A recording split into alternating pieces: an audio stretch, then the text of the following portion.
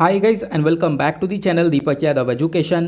Welcome to the daily current affairs of 23rd of February 2022. तो guys आज है तारीख 23 फरवरी 2022 और है वेडनेसडे। आज की तारीख से जितने भी मोस्ट इंपॉर्टेंट करंट अफेयर्स बनेंगे उन सभी करंट अफेयर्स को हम लोग डिटेल में डिस्कस करेंगे। तो चलो शुभारंभ करते हैं। बट उससे पहले गाइज अगर आप लोगों को इस लेक्चर का पीडीएफ चाहिए तो क्या करना है, नीचे डिस्क्रिप्शन बॉक्स में आप सभी लोगों को टेलीग्राम का लिंक दिया गया है, वहाँ से जाकर आप लोग इस लेक्चर के पीडीएफ को डाउनलोड कर सकते हो।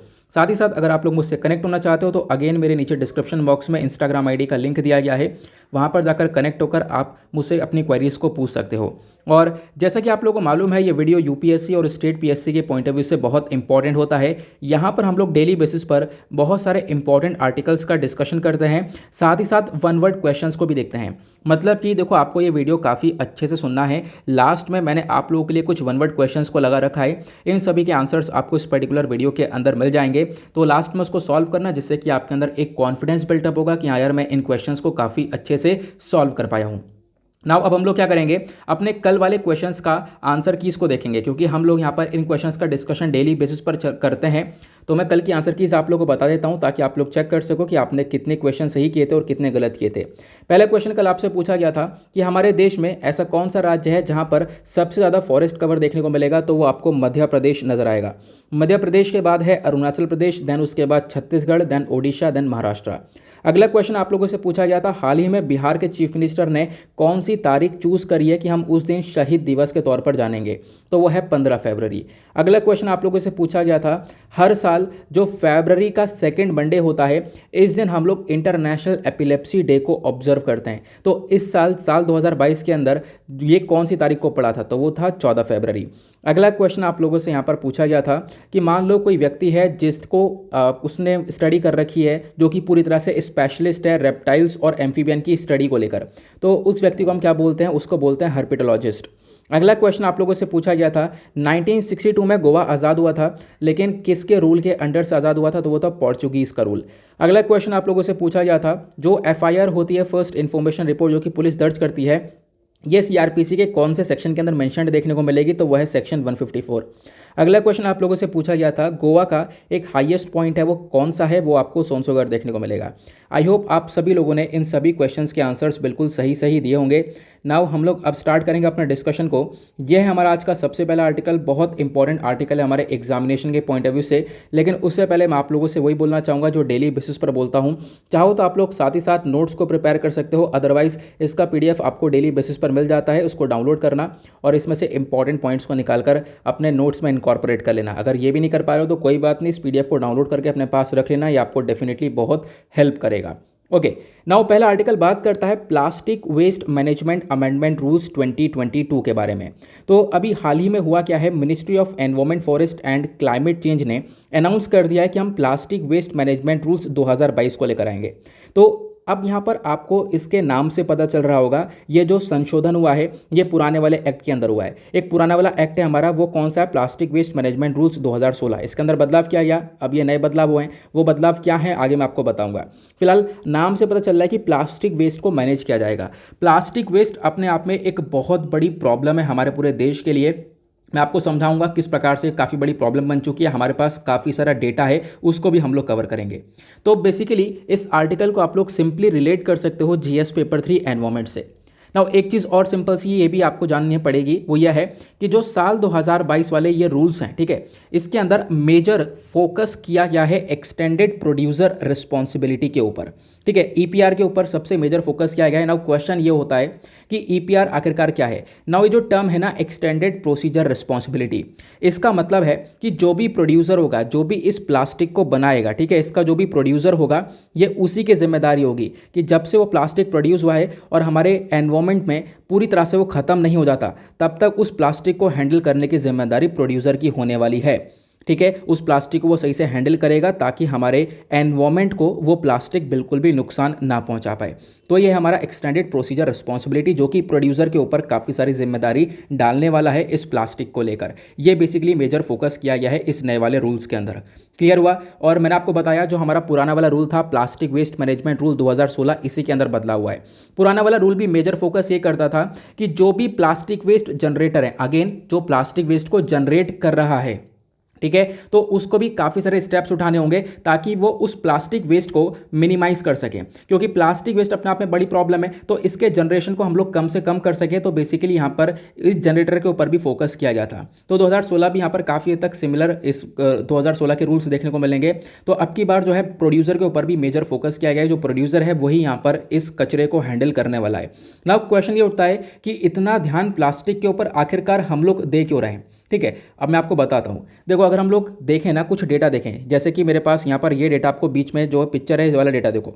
ये डेटा है कौन सी साल का? साल 2018-19 का एक एनुअल रिपोर्ट है तेरी की। उसने यहाँ पर क्या क्या बताया है? उन्होंने यहाँ पर यह बताया कि लगभग 55 से 60 मिलियन टन जो म्यूनिसिपल सॉलिड वेस्ट है वो जनरेट होता है हर साल भारत के अंदर। उसके बाद 3.3 मिलियन टन जो प्लास्टिक वेस्ट है वो हर साल जनरेट होता है। ठीक है, उसके बाद बताया गया 9200 जो टन प्लास्टिक वेस्ट है वो डेली जनरेट होता है, रोजाना इतना प्लास्टिक वेस्ट जनरेट होता है। ये डेटा साल 2018-19 का, जैसे मैंने आप लोगों को बताया है। अभी नया डेटा भी मैं आपके साथ डिस्कस करूंगा। साथ ही साथ बताया गया जो 43% जो शेयर ऑफ मैन्युफैक्चरर प्लास्टिक है वो बेसिकली यहाँ पर आप देख पाओगे वहाँ पर सिंगल यूज़ प्लास्टिक का ज़्यादातर इस्तेमाल हो रहा है। मतलब कि ज़्यादा से ज़्यादा मैन्युफैक्चरर्स 43% के आसपास के जो मैन्युफैक्चरर जो कि प्लास्टिक का इस्तेमाल कर रहे हैं वो सिंगल यूज़ प्लास्टिक का यूज़ करते हुए नजर आ रहे हैं। ये यहाँ पर आपको देखने को मिलेगा। तो आप जान सकते हो कि प्लास्टिक वेस्ट कितना ज़्यादा जनरेट हो रहा है। लेकिन अब आपका क्वेश्चन होगा तो कोई बात नहीं, नुकसान क्या होगा इसका? तो नुकसान क्या हो सकता है मैं आपको बताता हूँ। देखो, जो ये प्लास्टिक है ना, इसकी लाइफ साइकिल कैसी होती है, ये कितना जीवन व्यतीत कर सकता है प्लास्टिक, मैं आपको बताता हूँ। एक प्लास्टिक बैग है जिसमें आप लोग कुछ भी सामान लेकर आए। ठीक है, एक प्लास्टिक बैग लेकर आए सामान। ठीक है, प्लास्टिक बैग बेकार हुआ, फेंक दिया, कूड़े में चला गया। वो कूड़े में ख़त्म नहीं होगा, डिग्रेड नहीं होगा। ठीक है, और वो रिसाइकेबल सही से नहीं हो पाता है। लगभग 20 साल तक वो प्लास्टिक बैग ऐसे ही पड़ा रहेगा एनवायरमेंट के अंदर। और अगर मान लो कॉफ़ी का कप है, ठीक है, आपने कॉफ़ी पी, उसका कप यहाँ पर वेस्ट हुआ, फेंक दिया, वो 30 साल तक हमारे एनवायरमेंट के अंदर पड़ा रहेगा। प्लास्टिक का स्ट्रॉ बहुत खतरनाक, प्लास्टिक का जो स्ट्रॉ होता है, जो हम लोग पाइप से हम लोग आदत पड़ चुकी है, उससे हम लोग यहाँ पर ड्रिंक्स वगैरह अपनी लेते रहते हैं।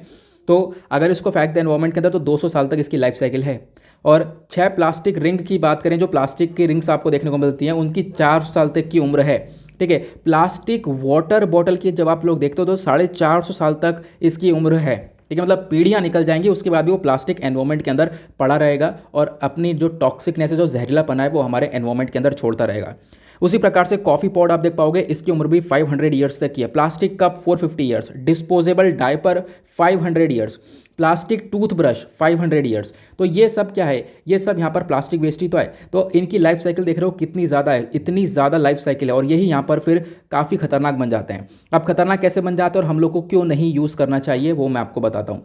पहली चीज़ तो ये खुद फॉसिल फ्यूल से बन रहे हैं, पोल्यूशन करेंगे, ऑब्वियस ही बात है। पोल्यूशन करने के बाद यहाँ पर क्या है ना, ये जो सिंगल यूज़ प्लास्टिक है ये थोड़ा सा ही रिसाइकिल हो पाता है। जब हम इसको रिसाइकिल कर पाते हैं तो थोड़ा सा ही कर पाते हैं, बाकी हमारे एनवायरमेंट के लिए काफ़ी खतरा रहता है।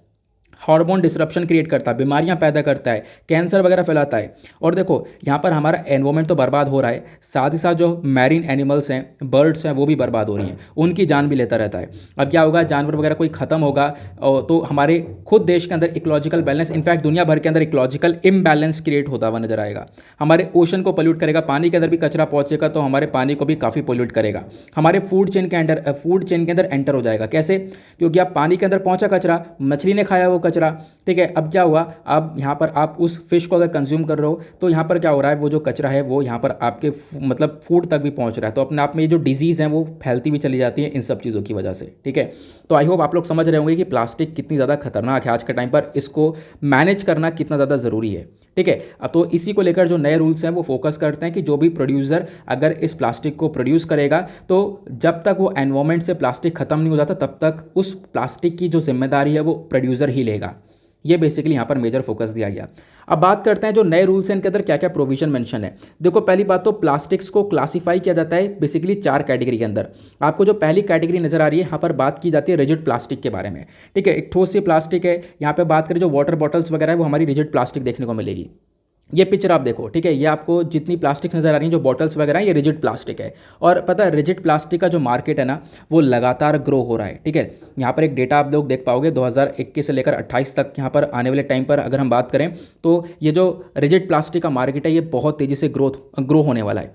इनफैक्ट यहाँ पर आप देख पाओगे कितने मिलियन तक का ये मार्केट पहुँच जाएगा। अब देख पाओगे कितना ज़्यादा यहाँ पर बार उठने वाला है, ये एक प्रोजेक्शन लगाई जा रही है। तो प्लास्टिक वेस्ट अपने आप में मतलब जो खासकर रिजिड प्लास्टिक है ये काफ़ी खतरनाक देखने को मिलेगा। उसका कैटेगरी 2 के अंदर फ्लेक्सिबल प्लास्टिक आती है। फ्लेक्सिबल यहाँ पर आप कह सकते हो कि जिसके अंदर यहाँ पर एक सिंगल लेयर भी हो सकता है, मल्टी लेयर भी हो सकता है, एक लेयर से ज़्यादा हो सकती है। यहाँ पर एक थोड़ा सा फ्लेक्सिबल होगा, कैरी बैग हो गया, प्लास्टिक की शीट हो गई जिसको हम लोग आराम से मोड़ वगैरह सकते हैं, वो फ्लेक्सिबल सा है। ठीक है, तो वो यहाँ पर दूसरी कैटेगरी होती है। तीसरी कैटेगरी आती है यहाँ पर मल्टी लेयर प्लास्टिक पैकेजिंग की। यहाँ पर एक लेयर प्लास्टिक की होती है, फिर दूसरा लेयर यहाँ पर दूसरे प्लास्टिक का होता है, तो मतलब मल्टी लेयर होता है, एक के ऊपर एक 2-3 लेयर चढ़ी पड़ी होती हैं, वो और ज़्यादा खतरनाक होता है। उसके बाद आती है चौथी कैटेगरी। अगर हम बात करें चौथी कैटेगरी की तो यहाँ पर आती हैं काफ़ी सारी प्लास्टिक शीट्स। ठीक है, यहाँ पर जिसका इस्तेमाल किया जाता है पैकेजिंग के लिए इस्तेमाल किया जाता है, कैरी बैग्स की तरह इस्तेमाल किया जाता है, तो वो प्लास्टिक्स भी आती हैं। और बहुत सारी प्लास्टिक कंपोजिटेबल प्लास्टिक्स होती हैं। ठीक है, अब यहाँ पर जो कंपोजिटेबल प्लास्टिक्स होती है वो हमारी चौथी कैटेगरी के अंदर आता है, आपको ध्यान रखना है ना। आप कहोगे कंपोस्टेबल प्लास्टिक के ऊपर इतना फोकस क्यों कर रहे हो? देखो, जब हम प्लास्टिक की बात करते हैं तो अपने को यहाँ पर एक 2 प्रकार की प्लास्टिक देखने को मिलेंगे, एक होती है कंपोस्टेबल, एक होती है डिग्रेडेबल और बायोडिग्रेडेबल। इसका मतलब क्या है? देखो, कंपोजिटेबल जो प्लास्टिक होती है ये कोई भी मतलब ये हमारे एनवायरनमेंट के अंदर डिसॉल्व तो हो जाएगी, लेकिन कोई भी छोटा जो माइक्रो प्लास्टिक है वो नहीं छोड़ेगी, मतलब हमारे लिए खतरा नहीं है ये। ठीक है, यहाँ पर आप लोग उसके बारे में ध्यान रख सकते हो। उसके बाद इसको हम लोग ग्रीन ऑर्गेनिक बिन्स के अंदर या फिर कंपोजिट बिन के अंदर डाल सकते हैं। लेकिन जो यहाँ पर दूसरी वाली सिंपल प्लास्टिक है, डिग्रेडेबल और बायोडिग्रेडेबल प्लास्टिक है, ये कंप्लीटली डिसॉल्व होती नहीं है नेचर के अंदर, ये छोटे छोटे टुकड़े छोड़ देती है, जो कि अगेन बहुत बड़ा खतरा बन जाते हैं। इनफैक्ट ये हमारे फूड चेन के अंदर एंटर कर जाते हैं और फिर बीमारियां फैलाने लगते हैं। ठीक है, तो यहाँ पर इसी वजह से बोला गया तो कंपोस्टेबल प्लास्टिक वो चौथी कैटेगरी के अंदर आता है, आपको इसके बारे में ध्यान रखना है। क्लियर हुआ? नाउ प्लास्टिक पैकेजिंग के बारे में अगर हम लोग बात करें तो अभी क्या है, जो नए रूल्स आए हैं साल 2022 वाले, इन्होंने मेजर फोकस क्या दिया है कि जो रिजिड प्लास्टिक की पैकेजिंग है उसको यहाँ पर रीयूज़ किया जाएगा। ठीक है, reuse of rigid plastic packaging material यहाँ पर यह बोला गया, ये गाइडलाइंस के अंदर डाला गया ताकि हम लोग क्या कर सकें, जो फ्रेश प्लास्टिक है, जो फ्रेश प्लास्टिक मटेरियल है उसको हम लोग वापस से यूज़ कर सकें, मतलब जो हमारा फ्रेश प्लास्टिक मटेरियल है वो बन ही ना पाए। क्यों? क्योंकि आप ये देख पाओगे जो हमने पहले प्लास्टिक यूज़ किया है, अगर वो अच्छी कंडीशन में है यूज़ करने के लिए, ठीक है, जैसे कि हम मान लो कोई वाटर बॉटल हो गई, ठीक है, अगर वो अच्छी कंडीशन में है यूज़ करने के लिए तो हम क्या करेंगे, उसको दोबारा यूज़ कर लेंगे। क्लियर हुआ? तो उस प्लास्टिक को हम लोग दोबारा यूज़ कर सकते हैं। अब क्या होगा, जब हम उस प्लास्टिक को दोबारा यूज़ कर रहे हैं तो कोई नई प्लास्टिक हमारे लिए बनाई नहीं जाएगी। ठीक है, वो दूसरी प्लास्टिक एंटर नहीं होगी। तो ऐसे हम लोग यहाँ पर प्लास्टिक को रिड्यूस कर सकते हैं, क्योंकि सालों पुरानी जो प्लास्टिक पड़ी आज के टाइम पर कचरे में, वो भी तो यहाँ पर सर्वाइव कर रही है ना, वो भी तो पड़ी हुई है। जैसे मैंने आपको बताया, जो अलग अलग प्लास्टिक अभी तक लोगों ने यूज़ किया है वो कितने सालों तक रह सकती है ना, ये भी आपको देखने को मिलेगा। तो बेसिकली मेजर फोकस क्या किया गया, मैंने आपको ये बताया। दूसरा फोकस क्या किया गया है, प्रोड्यूसर की रिस्पॉन्सिबिलिटी को इंक्रीज कर दिया है, और साथ साथ बताया गया कि अगर हम लोग बात करें जो ये गाइडलाइंस है वो ये अलाउ ये करते हैं कि जो एक्सटेंडेड प्रोड्यूसर रिस्पॉन्सिबिलिटी का सर्टिफिकेट है उसको सेल और परचेज किया जाएगा। ठीक है, एक सर्टिफिकेट यहाँ पर जारी किया जाएगा, ये आप लोग को ध्यान देना है। इस सर्टिफिकेट की वजह से यहाँ पे क्या होगा, ये बेसिकली एक मार्केट के अंदर एक तरीका सेटअप करेगा जिसकी वजह से हम लोग प्लास्टिक को मैनेज कर सकते हैं। तो एक सर्टिफिकेट भी यहाँ पर यूज़ किया जाने वाला है अभी इस नए रूल के अंदर, ध्यान रखना। साथ ही साथ क्या बताया गया, एक ऑनलाइन पोर्टल को तैयार किया जाएगा। सरकार यहाँ पर बात कर रही है कि वो एस्टेब्लिश करेगी एक सेंट्रलाइज्ड ऑनलाइन पोर्टल, और ये जो पोर्टल है वो तैयार किया जाएगा सेंट्रल पोल्यूशन कंट्रोल बोर्ड के थ्रू, ताकि क्या कर सकें हम लोग रजिस्ट्रेशन कर सकें। कैसे कि हम लोग रजिस्ट्रेशन करेंगे कि कोई नया प्रोड्यूसर है, ठीक है, या जो एनुअल रिटर्न्स हैं प्रोड्यूसर के थ्रू उसको रजिस्टर करेंगे, कोई इंपोर्टर है, ब्रांड ओनर है, plastic waste processor of plastic packaging है, जो भी चीज़ें हैं हम उनको रजिस्टर करेंगे। इससे क्या होगा, हमारे पास कुछ डेटा कलेक्ट होगा, फिर उसके रिगार्डिंग हम लोग यहाँ पर अपनी गाइडलाइंस को अच्छे से इंप्लीमेंट कर पाएंगे। तो पूरे साल भर का जो है डेटा वो हम लोग फाइल करके रखेंगे, एनुअल रिटर्न्स हम लोग फाइल करके रखेंगे, जिसके थ्रू हमें पता चलेगा प्लास्टिक की क्वांटिटी के बारे में, और साथ ही साथ हम लोग इन प्लास्टिक को फिर अच्छे से मैनेज भी कर पाएंगे। साथ ही साथ एनवायरमेंट कंपनसेशन के बारे में बात की गई है लास्ट में। इसका मतलब क्या है कि मान लो अब यहाँ पर कोई व्यक्ति इन रूल्स को फॉलो नहीं करता है, जो EPR के टारगेट्स है वो फुलफिल नहीं कर पाता है, जो हमारे प्रोड्यूसर है, इंपोर्टर हैं, ब्रांड ओनर है, वो अगर यहाँ पर इन टारगेट्स को फुलफिल नहीं कर पाते, हमारे एनवायरमेंट को प्रोटेक्ट नहीं कर पाते हैं, तो फिर वही यहाँ पर जिम्मेदार हैं और उनको कुछ ना कुछ कंपनसेशन देना होगा, ताकि हम लोग इस एनवायरमेंट को थोड़ा सा बचा सकें। इसके प्रति यहाँ पर कुछ कंपनसेशन चार्ज किया जाएगा उनसे, अगर कोई इन रूल्स को फॉलो नहीं करता है तो। क्लियर हुआ, ये चीज़ें बताई गई। साथ ही साथ बताया गया जो कमेटी है एक वो तैयार की जाएगी। एक कमेटी को बनाया गया है सीपीसीबी के through under the chairmanship of CPC chairman. जो सीपीसी के यहाँ पर चेयरमैन है वही यहाँ पर इस कमेटी को आप देखते हुए नजर आएंगे। तो इन्होंने भी यहाँ पर ये रिकमेंड करेंगे, कुछ मेजर्स, कुछ तरीके बताएंगे हमारी एनवायरमेंट मिनिस्ट्री को कि किस प्रकार से हम लोग एक्सटेंडेड प्रोड्यूसर रिस्पॉन्सिबिलिटी की गाइडलाइंस को लागू कर सकते हैं, किस प्रकार से जो ये नया अमेंडमेंट है इसके रूल्स को लागू कर सकते हैं। तो इसको लेकर एक कमेटी भी आपको तैयार देखने को मिलेगी। क्लियर हुआ। नाउ क्वेश्चन यह है कि जितनी भी गाइडलाइंस हैं इसका इंपॉर्टेंस क्या रहने वाला है। तो सबसे पहली बात यहाँ पर अगेन ये एक तरीके से एक नया ऑल्टरनेटिव डेवलप कर देगा प्लास्टिक्स का। प्लास्टिक्स की जगह हम लोग प्लास्टिक्स को पहली बात तो अच्छे से रेगुलेट किया जाएगा, कंट्रोल किया जाएगा, प्रोड्यूसर के ऊपर सारी जिम्मेदारी डाल दी गई है। ठीक है, तो यहाँ पर एक नया ऑल्टरनेटिव हमारे पास आ जाएगा। दूसरा, ये जो गाइडलाइंस है ये बेसिकली मेजर फोकस दे रही है कि हमारी सर्कुलर इकोनॉमी को और ज़्यादा मजबूत किया जाए।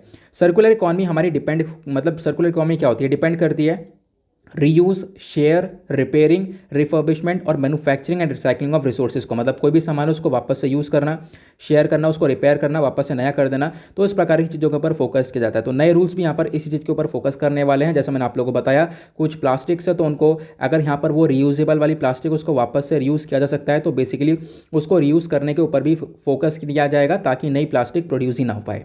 ठीक है, फिर उसके बाद और क्या आपको देखने को मिलेगा, यहाँ पर और भी बहुत सारे इंपॉर्टेंट स्टेप्स हैं जो कि क्या करने वाले हैं, पोल्यूशन को कम करने वाले हैं। हमारे कंट्री के अंदर जो ये कबाड़ आज के टाइम पर जमा पड़ा है इसको यहाँ पर कम होता हुआ हम लोग देख पाएंगे। साथ ही साथ भारत के अगर हम डेटा के बारे में बात करें, जो नया डेटा है वो ये बोलता है इंडिया लगभग 3.4 मिलियन जो टन है प्लास्टिक वेस्ट वो हर साल जनरेट करता है। अब एक क्वेश्चन और आता है दिमाग में, मेंस के पर्सपेक्टिव से ध्यान रखना कि प्लास्टिक वेस्ट को कम करने के लिए भारत सरकार और कौन कौन से स्टेप्स उठा रही है। तो आपको ये अलग अलग मिशन और जो भी यहाँ पर प्रोजेक्ट है वो देखने को मिलेंगे। जैसे स्वच्छ भारत मिशन हो गया, बहुत इंपॉर्टेंट है। देन उसके बाद इंडियन प्लास्टिक पैक्ट हो गया, project replan and plastic collective और साथ ही साथ गो लिटर पार्टनरशिप प्रोजेक्ट। तो ये सारी स्टेप्स उठाए जाते हैं हमारे प्लास्टिक वेस्ट को कम करने के लिए। तो आई होप आप लोग को सारी चीज़ें क्लियर हो गई होंगी इस पूरे प्लास्टिक वेस्ट को लेकर। ये प्लास्टिक वेस्ट कितना खतरनाक है मैंने आप लोगों को बताया, कैटेगरीज कितनी कितनी देखने को मिलती हैं, नया क्या बोला गया जो रिजिड प्लास्टिक पैकेजिंग है उसको हम लोग वापस से रीयूज़ कर सकें, प्लस यहाँ पर प्रोड्यूसर रिस्पॉन्सिबिलिटी सर्टिफिकेट्स हम लोग यहाँ पर जारी करेंगे। ठीक है, साथ साथ एक ऑनलाइन पोर्टल बनाएंगे ताकि चीज़ों को रजिस्टर किया जाए और साथ ही साथ एनवायरमेंट कंपनसेशन भी हम लोग देखने वाले हैं। आगे बढ़ते हैं नेक्स्ट आर्टिकल की तरफ। आई होप आपको पहला आर्टिकल अच्छे से क्लियर हुआ है। क्लियर हो चुका है तो फटाफट वीडियो को लाइक कर देना। हमने टारगेट रखा है आज का 2K प्लस लाइक्स का, तो फटाफट वीडियो को लाइक करो और लाइक करके आप अपना सपोर्ट दिखा सकते हो। नेक्स्ट आर्टिकल पर आते हैं। अगला आर्टिकल बहुत ज़बरदस्त होने वाला है। बात की गई है अफगानिस्तान ह्यूमैनिटेरियन क्राइसिस के बारे में। ठीक है, अब अफगानिस्तान के अंदर हालत बहुत ख़राब है, हमने पहले ही पढ़ रखा है, लेकिन ये चर्चा में क्यों मैं आपको बताता हूँ। उससे पहले आप लोग इस आर्टिकल को सिंपली रिलेट कर सकते हो GS paper two international relation से। तो हाल ही में वर्ल्ड बैंक ने लगभग $1 बिलियन अप्रूव कर दिया है कि अफगानिस्तान के अंदर जो सिचुएशन ख़राब है, खासकर अफगानिस्तान के अंदर ये फंडिंग की जाएगी वहाँ पर एजुकेशन, एग्रीकल्चर, हेल्थ और फैमिली प्रोग्राम्स को थोड़ा सही करने के लिए, क्योंकि सिचुएशन बहुत ज़्यादा बदतर हो चुकी है अफगानिस्तान के अंदर। कितनी ज़्यादा बदतर हो चुकी है आगे आपको पता चलने वाला है। ठीक है, तो बेसिकली वर्ल्ड बैंक का मेन एम ये है, मेन मकसद है कि हम लोग ये जो लोग हैं आज के टाइम पर आम नागरिक, क्योंकि आम नागरिक सफ़र कर रहा है तो उनको हम लोग बचा सकें। ठीक है, उनको हम लोग बचा सकें, ये हमारा मेजर मकसद है और इसके लिए हम लोग ह्यूमैनिटेरियन असिस्टेंस प्रोवाइड करवाने की पूरी तरह से कोशिश कर रहे हैं। और फिर इतना ज़्यादा हम लोग सपोर्ट करने के आने वाले टाइम पर अफगानिस्तान के अंदर सिचुएशन अगर ख़राब होती है तो भी यहाँ पर चीज़ें थोड़ी बहुत संभल जाए, क्योंकि पॉसिबिलिटी है कि आने वाले टाइम पर अफगानिस्तान में जो चीज़ें आज के टाइम पर ख़राब हैं वो और ज़्यादा ख़राब हों, जो गरीबी वगैरह वो बहुत ज़्यादा ऊंचे स्तर पर बढ़ जाए।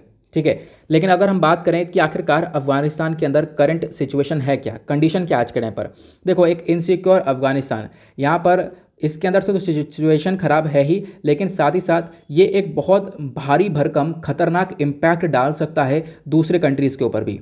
ठीक है, अब यहाँ पर क्या बोला गया, जो अफगानिस्तान है, अफगानिस्तान अनस्टेबल है, अनसिक्योर है अगर हम बात करें पिछले काफ़ी लंबे समय से। लेकिन हुआ क्या, जब तालिबान ने इसके ऊपर कंट्रोल कर लिया था, आपको पता होगा पिछले साल अगस्त 2021 के अंदर तालिबान ने यहाँ पर अपने पास सारी पावर्स को ले लिया, पूरी तरह से अफगानिस्तान को कब्जा लिया, पूरे रीजन को कब्जा लिया। तब से यहाँ पर अफगानिस्तान एक तरीके से काफ़ी हद तक ख़राब हो चुका है। तब से अफगानिस्तान की सिचुएशन काफ़ी ख़राब हो चुकी है, इकोनॉमिक सिचुएशन काफ़ी ख़राब हो चुकी है। इनफैक्ट बोला यह जा रहा है जब से तालिबान ने अफगानिस्तान के ऊपर कंट्रोल किया है तो अफगानिस्तान के अंदर सिचुएशन 1990s वाली हो चुकी है। मतलब लोग अपने इतिहास से आगे बढ़ते हैं सीख सीख कर। यहाँ पर अफगानिस्तान लगभग आप कह सकते हो 1990 में पहुँच चुका है, पहले वाली सिचुएशन पर पहुँच चुका है, ऐसा यहाँ पर बताया जा रहा है। ठीक है। साथ ही साथ और क्या बताया गया, जो इंटरनेशनल एड ऑर्गेनाइजेशंस वगैरह हैं उन सब ने यहाँ पर कंट्री को छोड़ ही दिया है, क्योंकि यहाँ पर आप देख पाओगे क्या हो रहा है, जो तालिबान है वो यहाँ पर लोगों को वेजेस नहीं दे पा रहा। जैसे कोई सरकारी एम्प्लॉयज़ है, सरकारी कर्मचारी है, तो उसको कोई पैसा नहीं मिल रहा है, उसकी सैलरी नहीं मिल रही है। पब्लिक हेल्थ तो रेड पिटी चुकी है, पब्लिक हेल्थ की भी। ठीक है। साथ ही साथ यहाँ पर ये जो कंट्री है इसमें ह्यूमैनिटेरियन क्राइसिस तो देखने को मिल रहा है, और बताया ये जा रहा है कि इस ह्यूमैनिटेरियन क्राइसिस की वजह से आने वाले टाइम पर कोई ना कोई एक वॉयलेंट कॉन्फ्लिक्ट, एक यहाँ पर हिंसा भरपूर विवाद बहुत बड़ा उठ सकता है आने वाले टाइम पर। ठीक है। और अफगानिस्तान और भी बहुत बड़ी बड़ी प्रॉब्लम्स फेस कर सकता है आने वाले टाइम पर, अगर तालिबान अफगानिस्तान की इकोनॉमिक सिचुएशन को इंप्रूव नहीं कर पाया तो बहुत बड़ी प्रॉब्लम्स, बहुत सारी डिफिकल्टीज डेफिनेटली जनरेट होने वाली है। सिविल वॉर तक यहाँ पर हो सकती है, ऐसा देखने को मिल सकता है। उसके बाद क्या बोला गया, यहाँ पर देखो अब अफगानिस्तान के अंदर सिचुएशन इतनी ख़राब है, पैसा वगैरह है नहीं, कोई यहाँ पर मदद आज के टाइम पर प्रॉपरली नहीं आ पा रही है। हालांकि बहुत सारी कंट्रीज़ कर रही हैं, बहुत सारी कंट्रीज़ नहीं कर रही हैं। उसके पीछे का कारण क्या, आगे मैं आपको बताऊंगा। फिलहाल ये चीज़ आपको और भी देखने को मिलेगी कि अफगानिस्तान आज के टाइम पर एक ऐसी जगह बन चुका है जो कि टेररिस्ट के लिए, आतंकवादियों के लिए एक बहुत ज़्यादा आसान सी जगह है कि वो इस कंट्री के अंदर अपने आप को ऑपरेट कर सकते हैं, क्योंकि अफगानिस्तान पहले से फेल मारा हुई कंट्री है आज के टाइम पर। तो यहाँ पर टेररिस्ट का खतरा डेफिनेटली बढ़ सकता है आने वाले टाइम पर, ये भी बताया गया, क्योंकि तालिबान का भी जो बहुत बड़ा रोल है, बहुत बड़ा लिंक है, वो आतंकवादियों से देखने को मिलेगा ही। तो पॉसिबिलिटी है कि आने वाले टाइम पर यहाँ पर टेररिज्म भी और ज़्यादा बढ़ता हुआ नजर आए। अब क्वेश्चन यह है कि अफगानिस्तान के अंदर जो इतना सब कुछ हालत बेकार हुई है, इससे इम्पैक्ट क्या पड़ सकता है दूसरे कंट्रीज़ के ऊपर।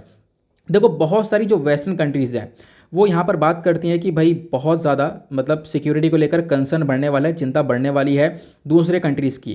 क्यों? क्योंकि यहाँ पर अफगानिस्तान अलग अलग टैक्टिक्स को अपना रहा है आज के टाइम पर। एक वॉयलेंट कॉन्फ्लिक्ट यहाँ पर अफगानिस्तान के अंदर हो सकता है, और अफगानिस्तान के अंदर अगर यहाँ पर ये एक विवाद देखने को मिला तो ये दूसरे कंट्रीज़ में भी फैलेगा, जो खासकर उसके आसपास की नेबरिंग कंट्रीज़ है। क्लियर हुआ। साथ ही साथ यहाँ पर यह भी देखने को मिलेगा, अगर मान लो ये चीज़ें होती हैं तो जो रीजनल पावर्स हैं वो भी यहाँ पर एक मतलब देखो अफगानिस्तान में ऑलरेडी काफ़ी हालत ख़राब हो गई है, यहाँ पर टेररिज्म वगैरह बढ़ने के चांसेस हैं। और साथ ही साथ क्या हो सकता है कि अफगानिस्तान को एक ऐसी कंट्री देखा जा सकता है जिसके अंदर अलग अलग कंट्रीज़ लड़ाई करवा दें, क्योंकि अफगानिस्तान में एक तरफ तालिबान देखने को मिलेगा, दूसरी तरफ आपको बहुत सारा इस्लामिक स्टेट का भी खतरा आपको देखने को मिलता है। ठीक है। इस्लामिक स्टेट खासकर खुरासान का आपको यहाँ पर काफ़ी बड़ा खतरा देखने को मिलेगा। तो यहाँ पर आप कह सकते हो कोई कंट्री इसको सपोर्ट करेगी, कोई कंट्री इसको सपोर्ट करेगी, तो इसको लेकर एक प्रॉक्सी वॉर चल सकती है। अफगानिस्तान में ऐसा विवाद हो सकता है जैसे सीरिया और यमन वगैरह के अंदर देखने को मिलता है। क्लियर हुआ। साथ ही साथ क्या बताया गया, तालिबान के जो है रिलेशंस बहुत सारे इंटरनेशनल टेररिस्ट के साथ हैं, तो हो सकता है कि यहाँ पर जो ये टेररिस्ट ऑर्गेनाइजेशन है वापस से इस कंट्री के अंदर उठता हुआ नजर आए, और टेररिज्म अगर बढ़ गया तो समझ लो पीस और सिक्योरिटी सब कुछ धज्जियाँ उड़ जाएंगी इस कंट्री के अंदर। क्लियर हुआ। ये यहाँ पर अफगानिस्तान के क्राइसिस के बारे में बताया गया। नाउ क्वेश्चन ये उठता है कि आखिरकार अब दुनिया भर को करना क्या चाहिए अफगानिस्तान के लिए। अफगानिस्तान का मैप कहाँ पर आप देख लोगे, यहाँ पर इंडिया है, इधर पाकिस्तान है, पाकिस्तान के पीछे आपको ये अफगानिस्तान देखने को मिल जाएगा। क्वेश्चन यह है कि दुनिया भर को क्या करना चाहिए। तो देखो ह्यूमैनिटेरियन क्राइसिस तो काफ़ी ज़्यादा है, लेकिन अब इसमें हम लोग ह्यूमैनिटेरियन एड प्रोवाइड करवाएं तो बस उसी से काम नहीं चल पाएगा। आपको पता होगा रिसेंटली भारत ने भी डिस्कशन किया है, हम लोग वीट वगैरह पहुंचा रहे हैं, ठीक है, पाकिस्तान के रास्ते के माध्यम से, ये इसके ऊपर फोकस कर रहे हैं। इसके ऊपर मैंने एक अलग से भी वीडियो बना रखा है, चाहो तो आप लोग यूट्यूब पर सर्च करके उसको देख सकते हो। फिलहाल यहाँ पर क्या बोला गया, अफगानिस्तान की इकॉनमी को ज़रूरत है कि उसको इम्प्रूव किया जाए। इसी वजह से यहाँ पर अफगानियों को हमें क्या करना पड़ेगा, पॉवर्टी यानी गरीबी से बाहर निकलना पड़ेगा।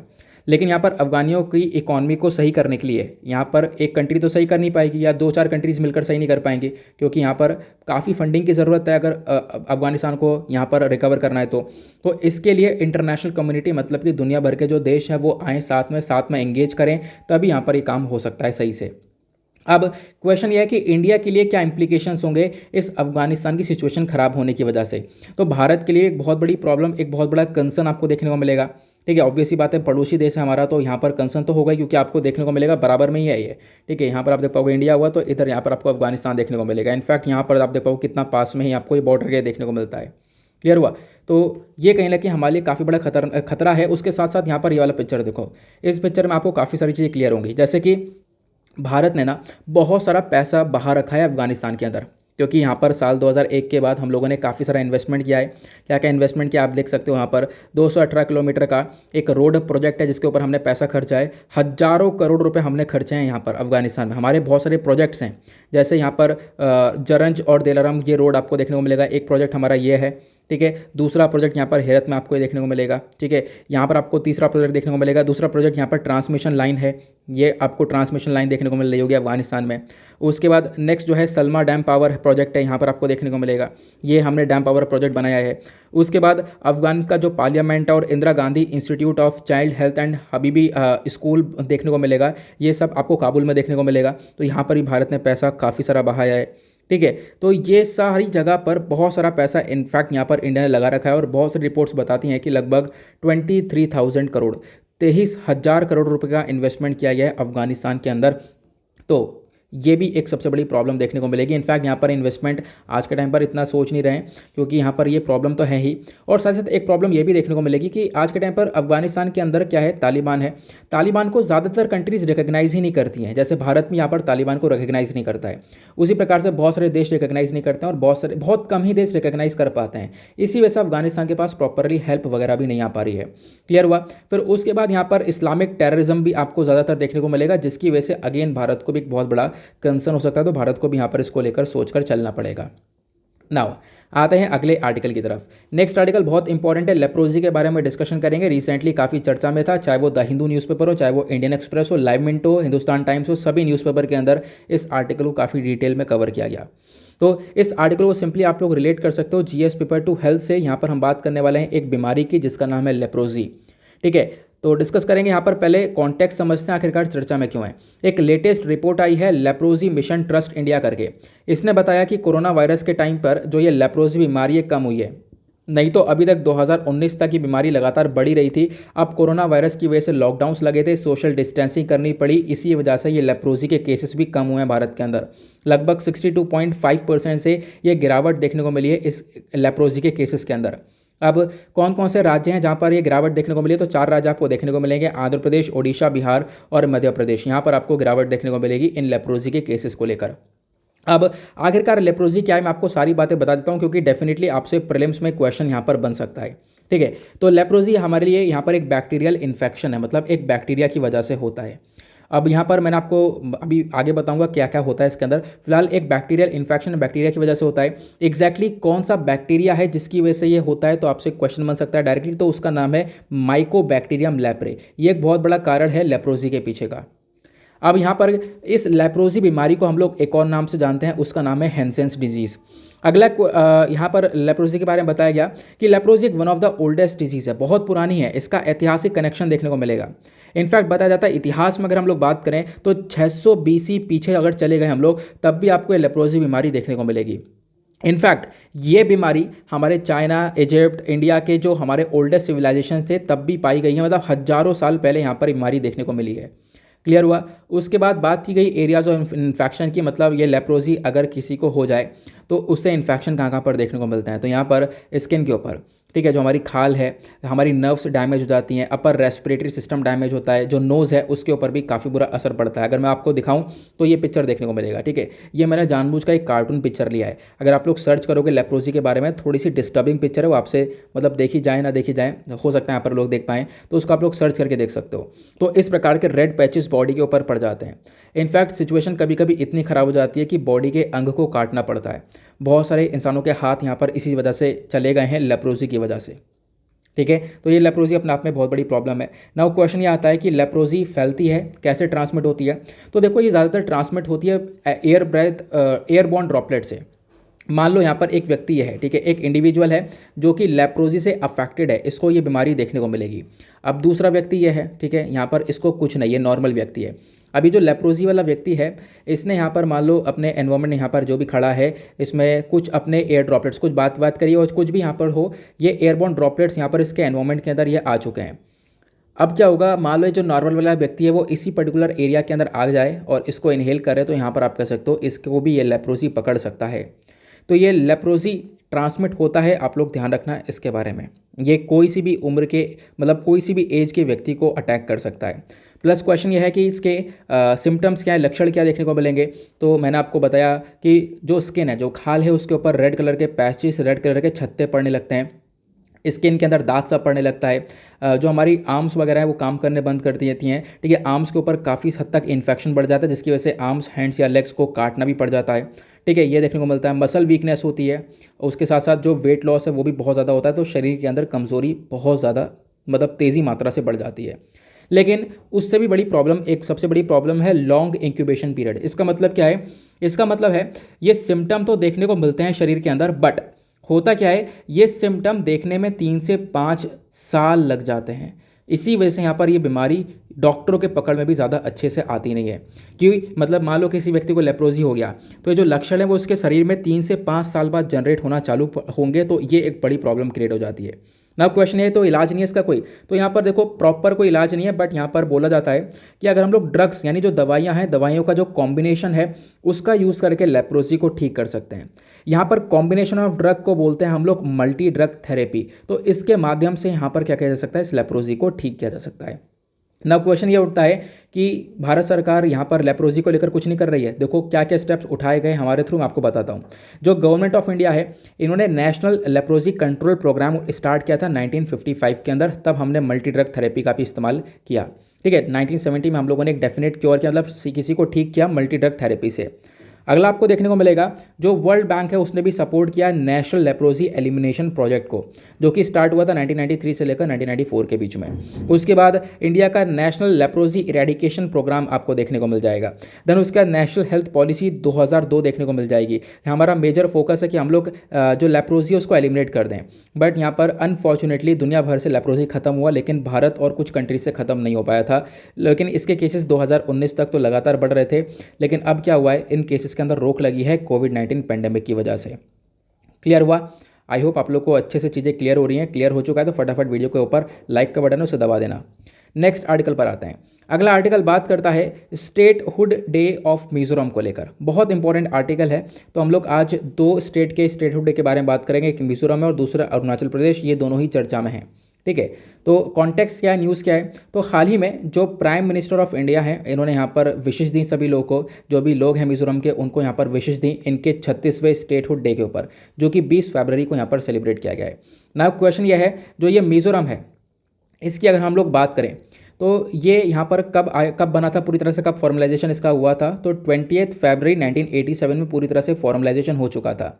यहाँ पर हमने क्या किया था, एक अमेंडमेंट, एक बदलाव, एक संशोधन किया था हमारे इंडियन कॉन्स्टिट्यूशन के अंदर। 53rd अमेंडमेंट हुआ था जहाँ पर हमने मिजोरम को स्टेट बना दिया था, ठीक है। तो आपको ध्यान रखना है 20 फरवरी 1987 को, इसी वजह से हम लोग 20 फरवरी को मिजोरम का स्टेटहुड डे सेलिब्रेट करते हैं। मिजोरम एग्जैक्टली कहाँ पर लोकेटेड है? जब आप लोग यहाँ पर भारत का मैप देखते हो तो आपको यहाँ पर ये नॉर्थ ईस्टर्न रीजन देखने को मिलेगा, ये आपको मिजोरम देखने को मिलेगा, ठीक है। अभी इसको हम थोड़ा सा जूम करके भी देख लेंगे। तो क्वेश्चन ये है कि हम लोगों को क्या क्या पता होना चाहिए, और यहाँ पर मिजोरम के बारे में मैं आपको बताता हूँ, ठीक है। या फिर एग्जैक्टली क्या क्या हम लोग जान सकते हैं मिजोरम को लेकर। हिस्टोरिकल बैकग्राउंड, सबसे पहली बात क्या है, इसका इतिहास क्या है। जो मीज़ो हिल्स है ना, बेसिकली मीज़ो हिल्स ये लूशिया हिल्स के नाम से जानी जाती थी। लूशिया हिल्स का नाम हो चुका था जब यहाँ पर एक तरीके से ये आज़ाद हुआ था, ठीक है। तो इंडिपेंडेंस के टाइम पर जो मीज़ो हिल्स वाला एरिया है वो लुशाई हिल्स, लूशिया बोल रहा हूँ सॉरी, लुशाई हिल्स डिस्ट्रिक्ट के नाम से जाना जाता था, ठीक है। जब ये असम के अंदर था, लगभग आज़ाद हो रहा था स्टेट, उसके आसपास की बात है। फिर उसका 1954 में इसको वापस से यहाँ पर मिज़ो हिल्स का नाम दे दिया था, ठीक है। तो ध्यान रख सकते हो। नाउ मिज़ोरम जो है इसको यहाँ पर एक यूनियन टेरिटरी का स्टेटस दिया गया था 1972 में, जब इसने एक अकॉर्ड साइन किया था मिज़ो नेशनल फ्रंट के साथ में।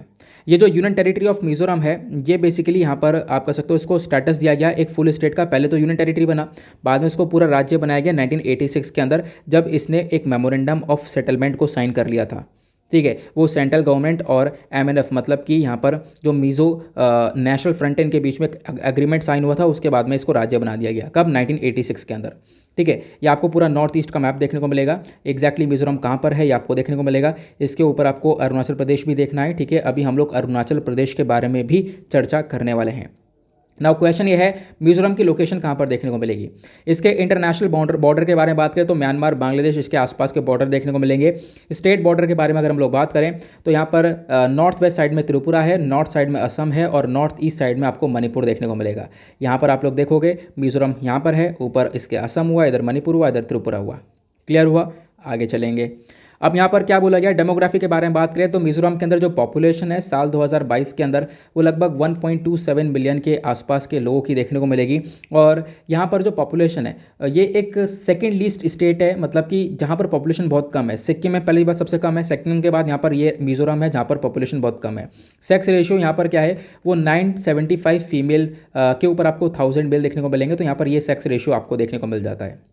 लिटरेसी रेट की बात करें तो 91.58% का लिटरेसी रेट देखने को मिलता है। बायोडाइवर्सिटी के बारे में अगर हम लोग एग्जैक्टली बात करें तो inter state of forest report 2021 के अकॉर्डिंग बताया गया जो मिजोरम है इसके पास काफ़ी सारा फॉरेस्ट कवर एरिया है, काफ़ी सारा फॉरेस्ट ये होल्ड करता है, ठीक है, ये भी ध्यान रखना।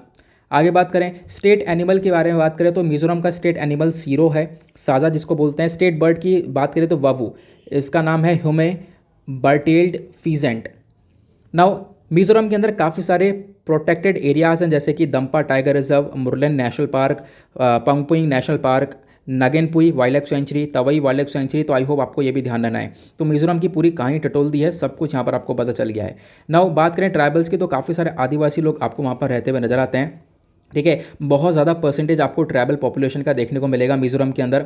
मिजोस यहाँ पर अगर हम बात करें मिजो के अंदर आपको यहाँ पर 5 मेजर और 11 माइनर ट्राइब्स भी आपको देखने को मिलती हैं जिसको हम लोग अवजिया के नाम से जानते हैं। जो 5 मेजर ट्राइब है ना वो यहाँ पर है लुशी, रालते, हमार, पाइते और पई करके आपको यहाँ पर ये 5 ट्राइब्स देखने को मिलती हैं। साथ साथ बताया कि यहाँ पर जो मिजोज़ हैं इनके बीच में काफ़ी हद तक अच्छा कनेक्शन है, भेदभाव वगैरह बहुत कम रहता है, भेदभाव वगैरह रहते ही नहीं है, ठीक है, सेक्स स्टेटस और रिलीजन को लेकर। जो मिजोज़ हैं यहाँ पर एग्रीकल्चरिस्ट है, मतलब कि एग्रीकल्चर खेती बाड़ी करके पैसा कमा रहे हैं। ज़्यादातर झूम कल्टीवेशन यहाँ पर किया जाता है, झूम कल्टीवेशन या फिर आप कह सकते हो बर्न सिस्टम ऑफ कल्टीवेशन का यहाँ पर यूज़ किया जाता है। फेस्टिवल और डांसेस के बारे में अगर हम लोग बात करें तो मिजोज जो हैं वो 2 मेन फेस्टिवल को सेलिब्रेट करते हैं, एक है मीमकुत, दूसरा है चापचारकुत। मीमकुत की बात करें तो ये मेज़ फेस्टिवल है, ये सेलिब्रेट किया जाता है अगस्त और सितंबर के महीने में जब जो मेज़ होता है उसकी फसल की कटाई हो जाती है। तो उसका चापचुरकुट आपको देखने को मिलेगा, ये एक स्प्रिंग फेस्टिवल है, स्प्रिंग्स वाले जो मंथ होते हैं वहाँ पर इसको सेलिब्रेट किया जाता है ताकि यहाँ पर जंगल वगैरह को साफ़ करा जाए, जंगल वगैरह की सफाई की जाती है झूम ऑपरेशन लागू करने के लिए, ठीक है। फिर उसके बाद एक और बहुत इंपॉर्टेंट बात है, जो यहाँ पर मिजोज हैं इनका एक मोस्ट कलरफुल और डिस्ट्रक्टिव डांस है, ठीक है, कलरफुल डांस है और बहुत अलग होता है मिजो का डांस जिसको हम लोग बोलते हैं चेरो, ठीक है, या ध्यान रखना। यहाँ पर क्या होता है, एक लॉन्ग बैम्बू यानी बांस का, लंबे बांस का इस्तेमाल किया जाता है इस डांस के लिए, ठीक है, इसकी वजह से यहाँ पर इसको बैम्बू डांस भी बोला जाता है। इस प्रकार की क्लॉथिंग होती है इस डांस के अंदर, यहाँ पर आप देख पाओगे, इसको हम लोग चेरो डांस बोलते हैं। और इस डांस के अंदर आप देख पाओगे यहाँ पर ये बैम्बू डांस, इस प्रकार से बैम्बू का यूज़ किया जाता है। क्लियर हुआ, इसको हम लोग बैम्बू डांस भी बोलते हैं और चेरो डांस भी बोला जाता है। नाउ आते हैं अगले आर्टिकल की तरफ। अभी हम लोगों ने मिजोरम के बारे में बात की, मिजोरम का सब कुछ जाना, अब हम लोग अरुणाचल प्रदेश के बारे में जानेंगे।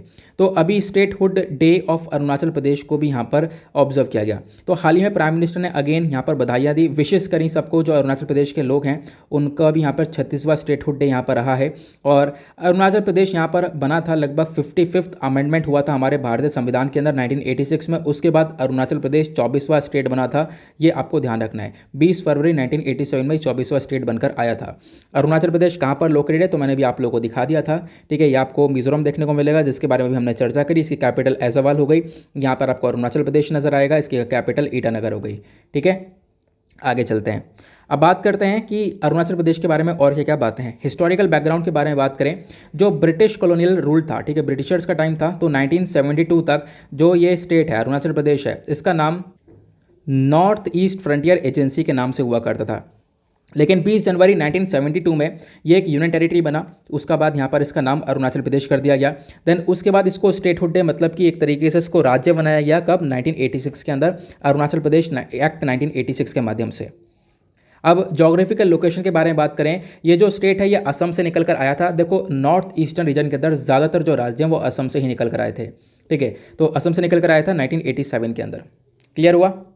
देन उसके बाद क्या बताया गया, अरुणाचल प्रदेश के वेस्टर्न साइड में देखें तो यहाँ पर भूटान देखने को मिलता है, नदर्न साइड में आपको यहाँ पर जो है तिब्बतन रीजन ऑफ चाइना देखने को मिलेगा। उसके बाद यहाँ पर जो साउथ ईस्ट वाला रीजन है वहाँ पर नागालैंड, म्यांमार देखने को मिलेगा, और साउथ वेस्ट वाले रीजन के अंदर असम देखने को मिलेगा। मैं आपको दिखाई देता हूँ एग्जैक्टली ये भी देख लेते हैं। तो यहाँ पर अरुणाचल प्रदेश, ऊपर आपको चाइना देखने को मिल जाएगा नदन साइड में, देन इधर आपको नागालैंड देखने को मिलेगा इस वाले हिस्से में, देन यहाँ पर आपको असम भी देखने को मिल जाएगा, इधर म्यांमार आपको देखने को मिल जाता है। ठीक है, तो ये सारी लोकेशंस मैंने आप लोग को अच्छे से दिखा दी हैं। लोकेशंस बहुत इंपॉर्टेंट होती हैं एग्जामिनेशन के पॉइंट ऑफ व्यू से। नाउ अब हम लोग अरुणाचल प्रदेश की डेमोग्राफी के बारे में बात करें तो यहाँ पर इसकी कैपिटल ईटानगर है, हमने डिस्कस किया। लिटरेसी रेट मतलब कितने पढ़े लिखे लोग यहाँ पर, अगर हम बात करें टोटल लिटरेसी रेट इस स्टेट के अंदर 2011 के सेंसस के अकॉर्डिंग बात करें तो 65.38% का यहाँ पर देखने को मिलेगा मेल लिटरेसी है, और 72.55% आपको देखने को मिलेगा फॉर फीमेल। सॉरी मैंने गलत बता दिया है, ये यहाँ पर एवरेज है 65.38। अगर हम बात करें मेल लिटरेसी आपको 72.55% की, और for female it is 57.70%। Sex ratio के बारे में बात करें तो 938 फीमेल्स पर 1000 मेल का ये सेक्स रेशो यहाँ पर देखने को मिल जाता है। अरुणाचल प्रदेश यहाँ पर घर है लगभग 26 मेजर ट्राइब्स का, बहुत सारे आदिवासी लोग रहते हैं, 26 मेजर ट्राइब्स यहाँ पर देखने को मिलती हैं। ठीक है, और ज़्यादातर यहाँ पर जो लोग हैं उनका जो काम धंधा क्या है, ऑक्यूपेशन क्या है, तो वहाँ पर एग्रीकल्चर आपको मेजर ऑक्यूपेशन देखने को मिलेगा, जहाँ पर ज़्यादातर झूम कल्टीवेशन किया जाता है, और भी बहुत सारी क्रॉप्स और भी बहुत सारी फसलें उगाई जाती हैं जैसे कि पोटैटोज़ वगैरह। हॉर्टिकल्चर क्रॉप्स भी की जाती हैं जैसे कि पाइनएप्पल, मतलब जो हमारे फ्रूट्स हैं उनकी ग्रोथ भी की जाती है, अनानास हो गया, सेब हो गया, ऑरेंजेस हो गया, इनकी ग्रोथ भी यहाँ पर देखने को मिलती है। बायोडाइवर्सिटी के बारे में अगर हम लोग बात करें तो अरुणाचल प्रदेश का स्टेट एनिमल है जिसका नाम है मिथुन, इसको हम लोग घायल के नाम से भी जानते हैं। स्टेट बर्ड है हॉर्नबिल। ठीक है, और यहाँ पर आप कह सकते हो अरुणाचल प्रदेश के अंदर आपको दिबांग बायोस्फीयर रिजर्व भी देखने को मिल जाता है। उसके बाद अरुणाचल प्रदेश में और भी बहुत सारे प्रोटेक्टेड एरियाज़ है जैसे कि Namdapha national park, Mouling national park, Sessa orchid sanctuary, Dibang wildlife sanctuary, Pakke tiger reserve, ध्यान रख सकते हो उसके बारे में। ट्राइबल्स के बारे में बात करें तो अरुणाचल प्रदेश में बहुत सारी ट्राइब्स आपको देखने को मिल जाती हैं। ठीक है, ट्राइबल ग्रुप्स के अंदर एक आता है मोनपास, देन उसके बाद नईशी, देन अपतनी, देन नॉक्टेस, देन उसके बाद शेरदुकपन्स। तो आपको ये अलग अलग ट्राइब्स देखने को मिल जाती हैं। मोनपास के बारे में बात करें तो यहाँ पर एक नॉर्मेडिक आपको ये ट्राइब देखने को मिलेगी नॉर्थ ईस्टर्न रीजन के अंदर। ये लोग यहाँ पर फॉलो करते हैं बुद्धिस्ट, तो यहाँ पर आप देख पाओगे ज़्यादातर यहाँ पर बुद्धिस्ट ये देखने को मिलता है जो कि महायान सेक्ट को फॉलो करते हैं। आपको पता होगा बुद्धिस्ट के अंदर अलग अलग सेक्ट है, महायान, हिनायन, तो यहाँ पर ये महायान वालों को फॉलो करते हैं। नाउ अपतनीस के बारे में अगर हम लोग बात करें तो ये आपको देखने को मिलेगा, ये बेसिकली वर्शिप करते हैं ट्रीज़ की, रॉक की, प्लांट्स की। ठीक है, और ज़्यादातर यहाँ पर ये लोग बैम्बू कल्टीवेशन को चलाते हैं। ठीक है, बांस की एक तरीके से खेती होती है। उसके बाद नॉक्टेस ट्राइब आपको देखने को मिलेगा, ये यहाँ पर आपको तिरप डिस्ट्रिक्ट के अंदर देखने को मिलती हैं। ये लोग थेरावाड़ा बुद्धिज़्म को फॉलो करते हैं। उसके बाद शेरदुकपन्स ट्राइब्स आपको देखने को मिलेगी, यहाँ पर एक छोटी सा ट्राइबल ग्रुप है। ठीक है, और साथ साथ यहाँ पर बोला गया है one of the most progressive tribes भी आपको देखने को मिलती है जो कि अरुणाचल प्रदेश के अंदर पाई जाती है। ये एग्रीकल्चर वगैरह प्रैक्टिस करते हैं, ये खेती बाड़ी के साथ साथ फिशिंग हो गया। ठीक है, जो हमारी गाय भैंसे हो गई उनका पालन हो गया, तो ये सारे काम थोड़े से यहाँ पर आप देख पाओगे प्रोग्रेसिव टाइप के, थोड़ा सा एडवांस लेवल पर आगे काम कर रहे हैं, ये आपको ट्राइब्स देखने को मिल जाती हैं। क्लियर हुआ? साथ साथ यहाँ पर इन्होंने भी बुद्धिज़्म को अडॉप्ट कर रखा है। उसके बाद यहाँ पे बताया गया जो इनकी प्रैक्टिस है वो यहाँ पर अगर हम लोग बात करें, ज़्यादातर जो प्रैक्टिस है वो अभी भी यहाँ पर प्री बुद्धिस्ट देखने को मिलती हैं, ज़्यादातर एनिमिस्टिक देखने को मिलती हैं। उसका नाइशी ट्राइब आपको देखने को मिलती है, ये भी यहाँ पर बहुत ज़्यादा पॉपुलर ट्राइब है अरुणाचल प्रदेश की। ठीक है, इनका भी जो कल्टीवेशन है, खासकर शिफ्टिंग कल्टीवेशन के अंदर काफ़ी बड़ा रोल है। जो चावल है, मिलेट है, क्यूकम्बर है, इनका प्रोडक्शन ज़्यादातर करती हैं नाइशी ट्राइब्स। ओके, ये ध्यान रखना। तो आपके ये भी दो इंपॉर्टेंट आर्टिकल्स है जो कि काफ़ी डिटेल में हम लोगों ने कवर किए। नेक्स्ट आर्टिकल पर आते हैं। अगेन यहाँ पर एक आर्टिकल है जिसको हम लोग जीएस पेपर 2 हेल्थ से रिलेट कर सकते हैं। आज बीमारी के बारे में 2 आर्टिकल आ गए। ठीक है, एक तो पहले हो गया, दूसरा यहाँ पर ये देखने को मिलेगा। यहाँ पे बात की गई है जापानीज एन्सेफेलाइटिस को लेकर। तो हाल ही में national institute of animal biotechnology Hyderabad ने एक इम्यूनो सेंसर बनाया है जो कि क्या करेगा, जो कि यहाँ पर बताएगा जापानीज एन्सेफेलाइटिस वायरस को लेकर कि जो ये वायरस है ये यहाँ पर ब्लड के अंदर सर्कुलेट कर रहा है या नहीं कर रहा है, तो इसको डिटेक्ट करने में ये मदद करेगा। ठीक है, तो हम लोग डिस्कस करने वाले, मतलब जापानीज एन्सेफेलाइटिस चर्चा में, तो हम लोग डिस्कस करेंगे आखिरकार ये जापानीज एन्सेफेलाइटिस है क्या। तो बेसिकली एक बीमारी है जो कि यहाँ पर फ्लेवी वायरस की वजह से होती है, जो कि हमारे ब्रेन के मेम्ब्रेन्स को बुरी तरह से अफेक्ट करता है, ये आपको ध्यान रखना है। क्लियर हुआ? अगर हम लोग ट्रांसमिशन के बारे में बात करें तो मतलब पहली बात ध्यान रखना, ब्रेन को अफेक्ट करता है। ये जो डिजीज़ है ये ट्रांसमिट होती है इंसानों के अंदर, कहाँ से? मच्छरों से। खासकर जो मच्छर है क्यूलेक्स स्पीशी के, जो क्यूलेक्स प्रजाति है मच्छरों की, ये यहाँ पर काफ़ी हद तक यहाँ पर ये ट्रांसमिट करती है बीमारी ह्यूमंस के अंदर। ये जो मच्छर हैं ये ज़्यादातर ब्रीड करते हैं जो राइस वाले, यानी जो चावल के खेत होते हैं वहाँ पर इनकी ब्रीडिंग वगैरह होती है, ये भी ध्यान रख सकते हो आप लोग। उसके बाद यहाँ पर कुछ माइग्रेटरी बर्ड्स है, साथ साथ कुछ पिग्स हैं, ये भी यहाँ पर इसी कम्युनिटी के अंदर आते हैं। ये भी यहाँ पर इस बीमारी को काफ़ी ट्रांसमिट कर देते हैं, जापानीज़ एन्सेफेलाइटिस को। ठीक है, अब बात करें सिम्टम्स की, लक्षण की, तो ज़्यादातर लोग अगर यहाँ पर जापानीज़ एन्सेफेलाइटिस का शिकार बनते हैं तो उनके अंदर ज़्यादातर लोगों के अंदर कोई भी ऐसा सिम्टम, कोई भी लक्षण डेवलप होता ही नहीं है। ठीक है, यहाँ छोटे मोटे थोड़े बहुत सिम्टम्स डेवलप हो जाते हैं, ज़्यादातर नहीं होते। लेकिन फिर भी जिन लोगों के अंदर ये लक्षण डेवलप होते हैं, खासकर क्या होता है, उनके ब्रेन के अंदर सूजन आ जाती है। ठीक है, और उसके बाद कुछ सिम्टम्स है, सर में बहुत ज़्यादा दर्द होना, बुखार बहुत ज़्यादा हो जाना, तो इस प्रकार की बीमारियां बहुत ज़्यादा हो जाती है। ठीक है, कोमा वगैरह की सिचुएशन भी यहाँ पर आ जाती है अगर ये एन्सेफेलाइटिस किसी को अफेक्ट करता है तो। ट्रीटमेंट के बारे में बात करें, कोई भी ऐसी एंटीवायरल ट्रीटमेंट यहाँ पर पेशेंट्स के लिए देखने को मिलेगी नहीं। ठीक है, यहाँ पर क्या है, बस खाली कुछ सपोर्टिव तरीका है जिससे हम लोग पेशेंट्स को सपोर्ट कर सकते हैं, अदरवाइज कोई ऐसा प्रॉपर ट्रीटमेंट जापानीज़ एन्सेफेलाइटिस का नज़र नहीं आता है। प्रिवेंशन के बारे में बात करें तो यहाँ पर क्या है, रोक कैसे सकते हैं हम लोग, इस बीमारी को होने से कैसे बच सकते हैं। तो सेफ और effective Japanese encephalitis vaccine available है। ठीक है, एक वैक्सीन अवेलेबल है जो कि इस बीमारी को रोक देती है, तो ध्यान रखना, वैसे कोई ड्रग ट्रीटमेंट नहीं है तो, लेकिन वैक्सीन अवेलेबल है। बात करें भारत के अंदर तो ये जो मास वैक्सीनेशन है जापानीज़ एन्सेफेलाइटिस के लेकर ये स्टार्ट हो चुका था लगभग यहाँ पर बहुत लंबे समय पहले ही। और क्या है ना, 2005 के अंदर ये बीमारी निकल कर आई, काफ़ी मतलब भारत के अंदर आउटब्रेक काफ़ी ज़्यादा हो चुका था, तब से हम लोग यहाँ पर इस वैक्सीन के ऊपर फोकस कर रहे हैं। वैक्सीन दी जाती है, स्टार्ट हो चुके वैक्सीन यहाँ पर दी जाती है। जापानीज़ एन्सेफेलाइटिस जो ये वैक्सीनेशन है, इसको हम लोगों ने यूनिवर्सल इम्यूनाइजेशन प्रोग्राम के अंडर में भी रख रखा है, जहाँ पर हम लोगों की इम्यूनिटी के लिए काफ़ी सारे ट्रीटमेंट देते हैं, और उसी में यहाँ पर ये जापानीज़ एन्सेफेलाइटिस का भी यहाँ पर वैक्सीन का रोल रखा गया है। ठीक है, उसके बाद अगेन यहाँ पर सरकार के काफ़ी सारे इनिशिएटिव्स हैं जापानीज़ एन्सेफेलाइटिस को ठीक करने के लिए। जैसे कि यहाँ पर अगर किसी व्यक्ति को बचाना है तो उसके लिए अलग अलग प्रोग्राम सरकार चलाती है। उन्होंने बोला है कि अलग अलग मिनिस्ट्रीज़ अलग अलग काम करेंगी, जैसे कि ministry of health and family welfare हो गया, इसका मेजर काम रहेगा कि ये क्या कर सके, जापानीज़ एन्सेफेलाइटिस वैक्सीनेशन को एक्सपेंड कर सके, इसको बढ़ा सके, और खासकर पब्लिक हेल्थ एक्टिविटीज़ को हम लोग थोड़ा सा और ज़्यादा मजबूत कर सकें। उसी प्रकार से मिनिस्ट्री ऑफ जल शक्ति का काम रहेगा, सेफ़ वाटर सप्लाई हो। ठीक है, पानी बिल्कुल साफ़ रहे, क्योंकि गंदगी भी एक बहुत बड़ा रीज़न बन जाएगी। उसके बाद जो विमेन एंड चाइल्ड डेवलपमेंट है, इस मिनिस्ट्री का काम रहेगा कि हाई क्वालिटी न्यूट्रिशन दिया जा सके, बच्चों को अच्छा खाना मिले। उसके बाद ministry of social justice and empowerment यहाँ पर देखने को मिलेगा। इसका मेजर मकसद है कि ये लोग यहाँ पर कुछ डिस्ट्रिक्ट डिसेबिलिटी रिहैबिलिटेशन सेंटर्स को बनाएं, ताकि यहाँ पर डिसेबिलिटी को मैनेज किया जा सके और बच्चों को ठीक किया जा सके, लोगों को ठीक किया जा सके एग्जैक्टली। उसके बाद ministry of housing and urban affairs आपको देखने को मिलेगा, जो कि यहाँ पर बात करेंगे कि जो सेफ़ वाटर है वो प्रॉपर सप्लाई होना चाहिए, मतलब साफ़ पानी यहाँ पर टाउन्स के अंदर पहुँचना चाहिए, जो पानी है बिल्कुल साफ़ सुथरा पहुँचे। उसी प्रकार से मिनिस्ट्री ऑफ एजुकेशन को भी एक रोल दिया गया कि ये स्पेशल फैसिलिटीज़ प्रोवाइड करवाएं, खासकर डिसेबल्ड चिल्ड्रन को उनकी एजुकेशन को लेकर। तो ये कुछ चीज़ें थी। आई होप आप लोगों को सभी का आर्टिकल्स अच्छे से क्लियर हो चुके हैं ना। अगर आर्टिकल्स क्लियर हो चुके हैं, आर्टिकल्स आप लोगों ने पढ़ लिए, तो आप लोगों के लिए कुछ क्वेश्चंस को लगा रखा है। इन सभी क्वेश्चंस के आंसर्स आप लोग को देने हैं, आप लोग आराम से दे पाओगे। पहला क्वेश्चन क्या है, जो जापानीज़ एन्सेफेलाइटिस है ये ट्रांसमिट होता है ह्यूमंस के अंदर through bytes from the infected mosquitoes of the which species, मतलब कौन सी मॉस्किटो की प्रजाति होती है, कौन सी प्रजाति होती है जिसकी वजह से यहाँ पर जापानीज़ एन्सेफेलाइटिस फैलता है। अभी हमने थोड़ी देर पहले पढ़ा था। उसके बाद अगला क्वेश्चन, जो ये लेप्रोजी है ये अपने आप में एक बैक्टीरियल इन्फेक्शन है, आखिरकार ये कौन से बैक्टीरिया की वजह से होता है, उस बैक्टीरिया का नाम बताना है। अगला क्वेश्चन, लेप्रोजी को हम लोग एक और नाम से जानते हैं, वो नाम भी आपको नीचे कमेंट सेक्शन में देना है। अगला क्वेश्चन, जो मिजो हिल एरिया है ये बेसिकली यहाँ पर कौन से नाम से जाना जाता था अपने इंडिपेंडेंस के टाइम पे, तो मतलब मिजो हिल का नाम कुछ और हुआ करता था। ठीक है, फिर उसके बाद यहाँ पर बाद में 1954 में वापस से इसका मिजो हिल नाम पड़ चुका था। ठीक है, तो ये नाम पहले क्या हुआ करता था यहाँ पर आपको बताना है। अगला क्वेश्चन यहाँ पर पूछा गया कि जो अरुणाचल प्रदेश है वो 24वां स्टेट बना हमारे इंडियन यूनियन का 20 फरवरी 1987 में, लेकिन स्टेट बनाया तो अगेन अमेंडमेंट हुआ होगा, तो हमारे भारतीय संविधान में वो कौन से नंबर का अमेंडमेंट था जिसके माध्यम से अरुणाचल प्रदेश एक स्टेट बना था। अगला क्वेश्चन, जो मोस्ट कलरफुल और डिस्टिंक्टिव डांस है मिजो पीपल का, जो मिजोरम के अंदर रह रहे हैं, ठीक है, उस डांस को हम लोग क्या बोलते हैं, उस डांस को बैम्बू डांस भी बोला जाता है। आपको ध्यान रखना है, यहाँ पे बैम्बू का इस्तेमाल होता है, लेकिन फिलहाल तो उस डांस का भी आपको नाम बताना है। देखो, आई होप आप लोगों ने अच्छे से पढ़ा है, तो इन सभी के आंसर्स आप देख पाओगे। इन सभी के आंसर्स मैंने आप लोग को नीचे प्रोवाइड करवा दिया, लेकिन कोशिश करना कि अभी आप लोग इसको खुद सॉल्व करो तो ज़्यादा बेहतर रहेगा। नाउ आज हम लोग रिवीजन नहीं लेते हैं, वीडियो ऑलरेडी काफ़ी लंबा हो चुका है, रिवीजन लेंगे तो 50 मिनट से ऊपर पहुंच जाएगा।